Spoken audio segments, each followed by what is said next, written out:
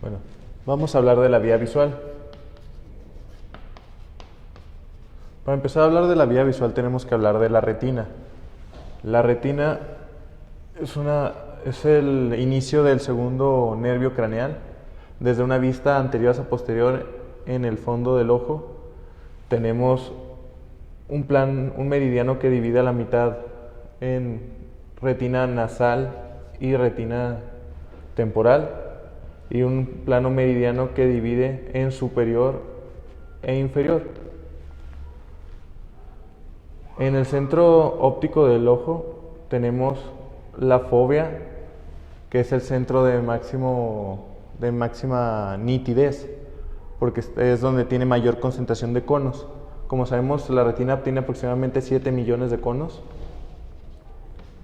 que ayuda a ver los colores verde, azul y rojo, con los cuales distinguimos todo el espectro de la luz. Y el resto de la retina tiene aproximadamente 100 millones de bastones.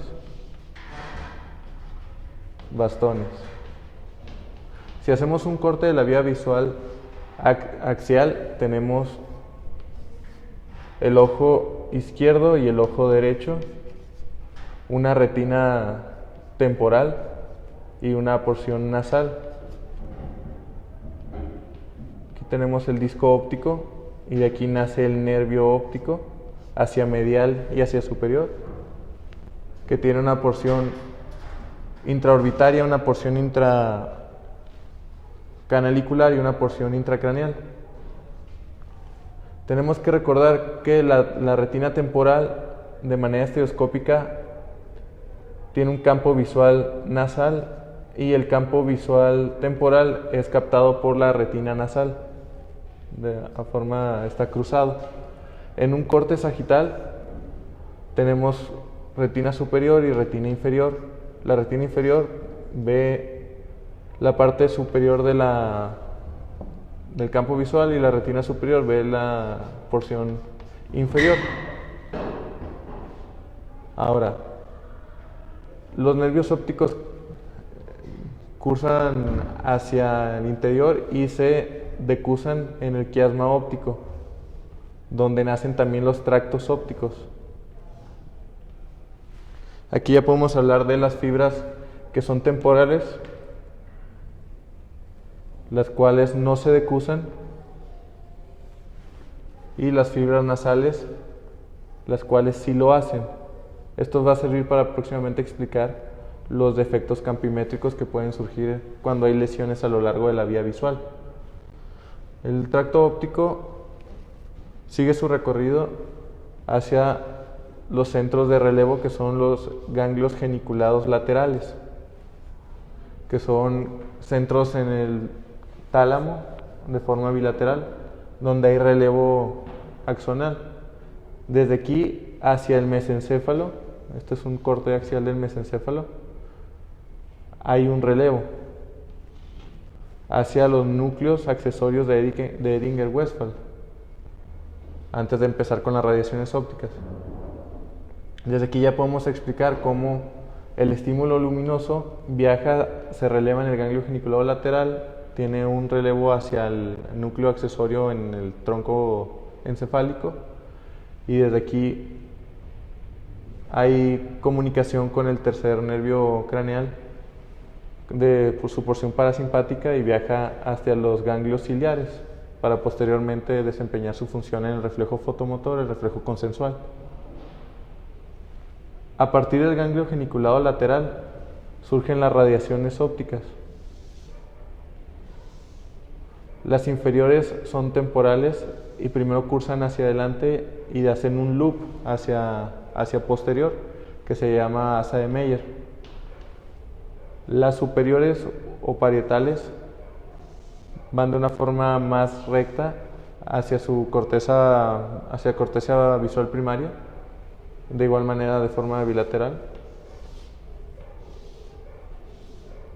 Y aquí tenemos esquemáticamente un lóbulo occipital, donde tenemos en la cisura calcarina, en la corteza pericalcarina, las áreas visuales primarias. Si hacemos un corte sagital del encéfalo,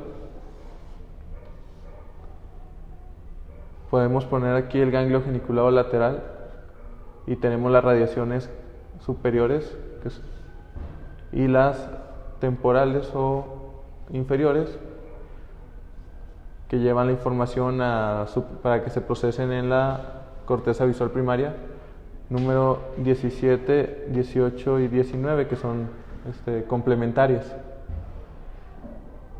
Ahora, las radiaciones genículo-calcarinas superiores llevan la información de la retina superior, mientras que las radiaciones genículo-calcarinas inferiores llevan la información de la retina inferior. Esto nos sirve para explicar los defectos campimétricos. Por ejemplo, si tenemos una lesión unilateral en el nervio óptico y hacemos una campimetría, se va a perder la información temporal y la información nasal de ese ojo, de tal manera que vamos a tener, este es el ojo esquemáticamente el ojo izquierdo y este es el ojo derecho, vamos a perder la visión del campo visual nasal de ese ojo y vamos a perder también la información del campo nasal del mismo. Entonces vamos a tener una amaurosis del ojo izquierdo. Si tenemos una lesión en el quiasma óptico, como puede ser un macroadenoma de hipófisis, por ejemplo, la información que se pierde es la que viaja por las retinas nasales. Entonces tendríamos pérdida de la visión temporal de forma bilateral. Esto sería una hemianopsia bitemporal. Si tenemos una lesión en el tracto óptico, ojo izquierdo, ojo derecho, se pierde la información que viajaba desde la retina temporal del ojo izquierdo y de la retina nasal del ojo derecho. Entonces tenemos un defecto con una hemianopsia izquierda. Si tenemos una lesión a nivel de las radiaciones ópticas, esto genera las cuadrantanopsias, ya sea en la radiación superior, nos daría un defecto de la retina superior, una cuadrantanopsia superior izquierda, y si es en la inferior, nos daría una cuadrantanopsia, aquí el daño, una cuadrantanopsia inferior izquierda.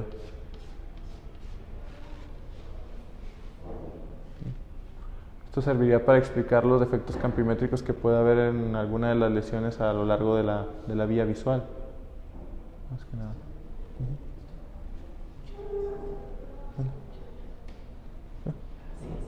Muchas gracias.